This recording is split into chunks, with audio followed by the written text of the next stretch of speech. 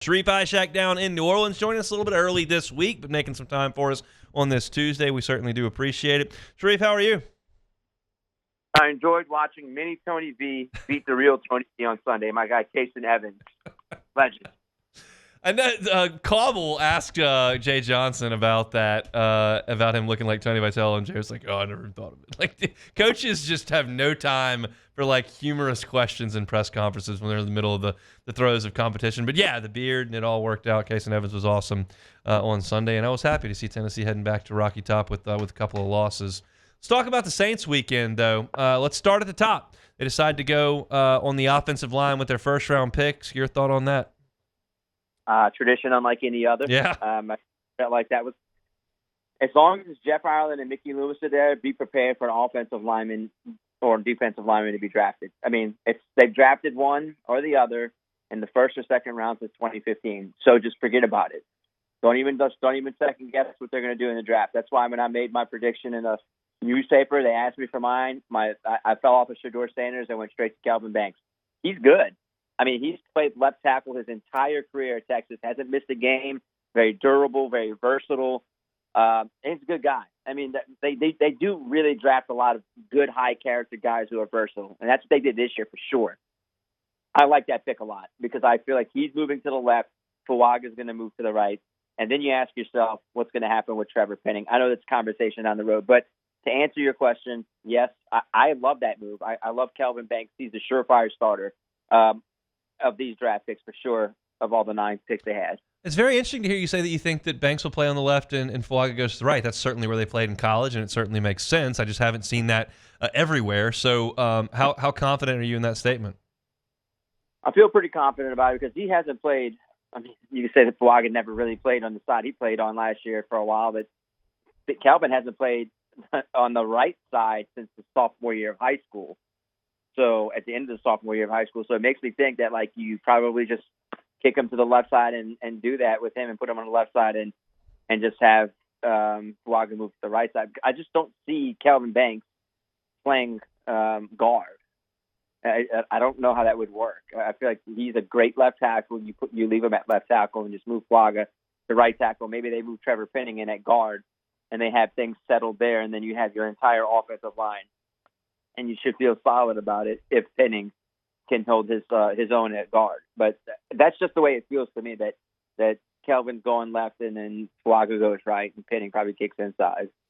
Tyler Shough, is he the quarterback of the future or is he the quarterback of the present for the Saints?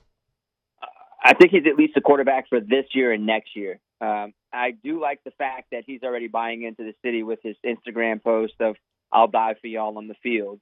If the offensive line doesn't block for him well enough, maybe he's going to be buying on the field. But yeah, I like that he bought into the city and the franchise. You're just listening to him talk in the Zoom after getting drafted Friday. He's mature, and he should be. He's going to be 26 in September. He's been there. He's done that. 3 schools, 7 years. It's unfortunate. He's dealt with some serious injuries, not serious, at least bone breaks, better than tendon issues. But there's collarbone twice, the shoulder, the broken leg, and he finally had the healthy year this year. Look, Hon, he has he certainly has the arm talent at 6'5", 220, 225. He's got the arm talent. He can fling the ball. The one thing with him is the pocket presence if the blitz is coming at his face up the middle. You've heard about him being kind of a little timid whenever the blitz is coming at him. He kind of doesn't know what to do, kind of loses sight of things down the field, maybe with time. Look, this is what Kellen Moore wanted. Mickey got Dennis and Sean their quarterbacks, and he got Kellen his quarterback. So they have to live with it for now. I think the potential is the key word, is there with the guy with his arm talent and his size. It's just fixing some of the other things, and it's with being in the pocket. He can move a little bit around the pocket. It's just, man, there are going to be times where you have to stand still in that pocket and deliver and not be scared and flinch. That's what he has to get rid of to be successful in the NFL. But yeah, I think it's at least this year and maybe next year. And if it doesn't work out, guess what? If you're bad, you're drafting a quarterback in the first round in 27. And I think everyone knows who's coming out in 2027. Well, was this the right time in that round to take the quarterback that you wanted? you just never know what's going to happen. Let's Yeah. just say if at 40 they would have gone, I don't know. Let's just say if they would have gone the highest available cornerback, and then somebody would have jumped up like Cleveland. I don't know what Cleveland's even doing. They got 5 quarterbacks in their roster and drafted 2. Pittsburgh. Let's just say Pittsburgh jumps up and they take Tyler Shuck, and you're like, man, who are we going to draft? And they could have probably still drafted Shador if he was going to stick around at 71. Or someone. I just think that the board had gotten really downhill after that. But yeah, I mean, beauty's in the eye of the beholder. If Kellen Moore wanted him at 40, that's great. I would have not done a quarterback at 40, but I also don't run a $1 billion franchise. I personally would have addressed some, edge rusher, receiver, cornerback, because those are some of the positions they really need now.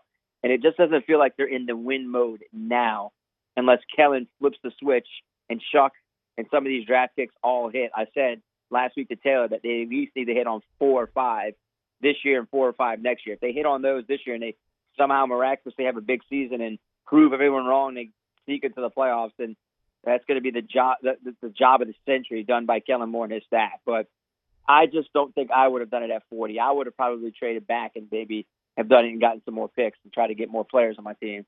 Well, we know that wasn't going to happen, so that's just an impossibility with that franchise. I'm just thrilled they stood there and took all 9 picks. Speaking of that, was there a pick after Shook that you particularly liked, particularly didn't like? That's the part where you try to build the foundation of your team with starters later in the draft. Do you think the Saints potentially accomplished that? Hunt, I feel like I liked a lot of what they did in day 3.